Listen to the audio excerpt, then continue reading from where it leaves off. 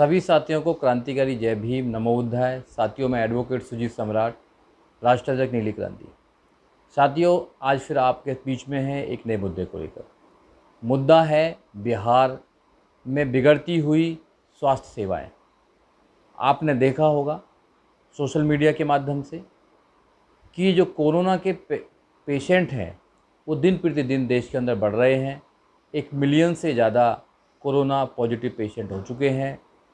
और जब हज़ारों की तादाद में पेशेंट थे तो मोदी सरकार ने लॉकडाउन पूरे देश में लगाने का काम किया, लेकिन अब दिन प्रतिदिन 24 घंटे में 40-40 हज़ार पॉजिटिव केस निकल रहे हैं।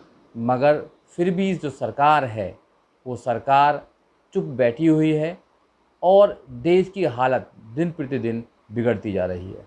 आपने देखा होगा कि जो बिहार स्टेट है, नीति आयोग ने एक लिस्ट बनाई थी 20 राज्यों की कि किन किन राज्यों की जो स्वास्थ्य सेवाएं हैं वो अच्छी हैं। तो सबसे नंबर 1 आया था केरल और 20वें नंबर पर बिहार आया था। बिहार में पहले से ही जो स्वास्थ्य सेवाएं हैं वो ठीक नहीं है, मगर जैसा WHO ने बताया है कि जो कोविड-19 पेंडेमिक का सेंटर है वो बिहार और उत्तर प्रदेश है। वहाँ पर नंबर ऑफ़ केसेस बढ़ सकते हैं और जैसे ही वहाँ नंबर ऑफ़ केसेस बढ़े, कुछ तादाद में बढ़े, तो वहाँ पर देखने में आया है कि जो पेशेंट्स हैं, पेशेंट की कोई देखभाल नहीं हो रही है, डॉक्टर्स नहीं आ रहे हैं, नर्सें पेशेंट को लुक आफ्टर नहीं कर रही हैं और यहाँ तक कि जो सिलेंडर्स हैं वो ऑक्सीजन सिलेंडर्स भी वहाँ उपलब्ध नहीं हो रहे हैं। इतनी बुरी हालत देश के अंदर है और बिहार के अंदर तो कुछ ज़्यादा ही हालत ख़राब है, क्योंकि बिहार के अंदर पिछले कुछ दिनों से बाढ़ का भी बहुत बड़ा वहाँ पर एक संकट आया हुआ है, जिसमें लाखों लोग प्रभावित हुए हैं। बहुत से लोगों की संपत्ति बह गई है, घर बह गए हैं, उनके मवेशी बह गए हैं और इतना ज़्यादा लोग परेशान हैं बाढ़ की वजह से बिहार के अंदर। मगर वहाँ की जो सरकार है, जो मौजूदा सरकार है, वो शायद कंट्रोल नहीं कर पा रही है।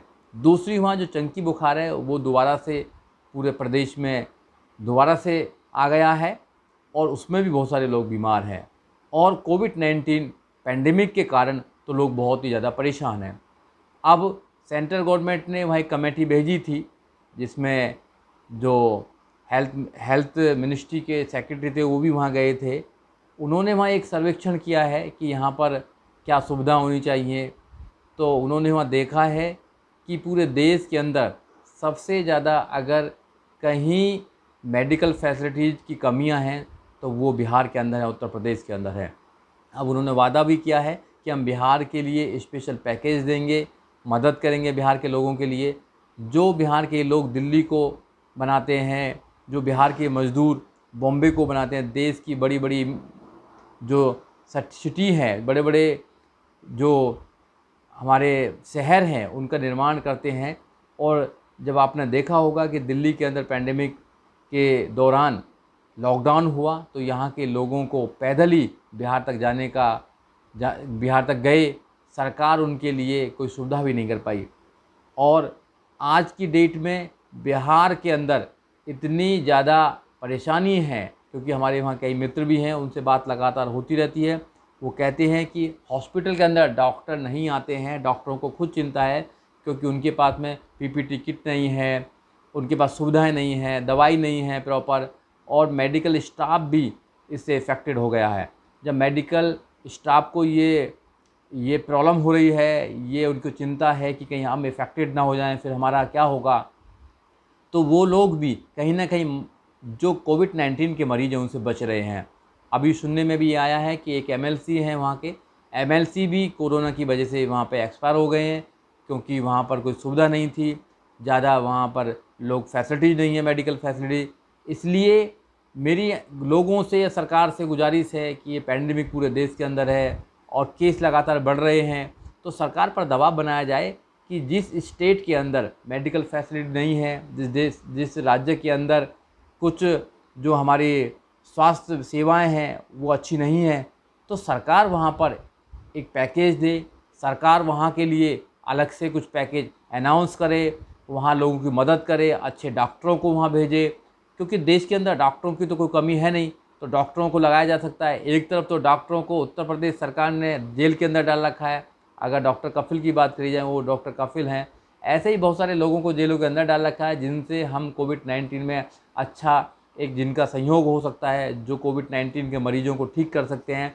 मगर सरकार नहीं चाहती कि गरीब जो लोग हैं वो ठीक हों, गरीब लोगों की जो बीमारी है वो उनका इलाज हो, क्योंकि गरीब तो दोनों तरफ से मर रहा है, चाहे वो रोज़गार का मामला हो, क्योंकि रोज़गार के अंदर भी गरीबों का रोज़गार छूट गया है। 4 महीने से लगातार ये बीमारी है। मार्च में 24 मार्च 2020 को सरकार, केंद्र सरकार ने लॉकडाउन करने का काम किया था और मार्च से लेकर अब जुलाई है, 4 महीने लगातार हो गए हैं। 4 महीने से ना तो कोई भी बाज़ार खुल रहा है, ना बड़े बड़े ऑफिस खुल रहे हैं, ना मेट्रो चल रही है और देश ठप है। और जो लोग माइग्रेट होकर, जो लोग चले गए थे अपने काम छोड़ कर, आज वो लोग भी भूखा मरने के लिए तैयार हैं। इसलिए सरकार को सोचना चाहिए कि जिन लोगों के रोज़गार नहीं है, जो लोग बीमार हैं, उनका अच्छे से अच्छे सुविधा करके, अच्छे से अच्छे उनको मेडिकल फैसिलिटी दी जाए, जिससे कि अपने देश के नौजवान या अपने देश के लोग बच सकें। लेकिन सरकार तो सिर्फ चुनावों में लगी हुई है, क्योंकि बिहार में चुनाव आने वाला है और वहाँ पर वो रैली कर रही है, क्योंकि रैली करना बहुत ज़रूरी है। वर्चुअल रैली कर वो काफ़ी वहाँ पर टीवी लगाकर अपने प्रचार प्रसार में लग रही है और आने वाले समय में जो सरकार है वो चुनाव की तैयारी कर रही है।